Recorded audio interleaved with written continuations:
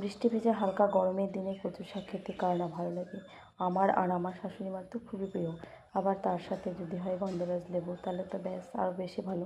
তো কচু পাতা তুলে এসে দেখি এদিকে ভাত হয়ে যাচ্ছে, তো বৃষ্টি একটু কমে গেছে।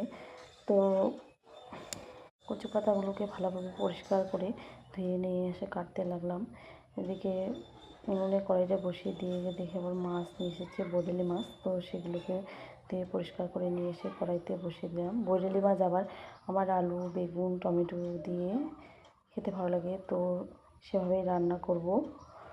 আর কচু শাক খেতে কার কার ভালো লাগে অবশ্যই কমেন্টে জানাবে। খাওয়া হয়ে গেল, আর এদিকে ওদের মা ছেলের জন্য ভাত বেড়ে দিয়ে আমার জন্য ভাত বেড়ে নিলাম। তো আমার শাশুড়ি মা বলল কচু শাকটা খুব সুন্দর হয়েছে। তো কচু শাক খেতে কার কার ভালো লাগে অবশ্যই কমেন্টে জানাবে। আজকের মতো এ পর্যন্তই, টাটা।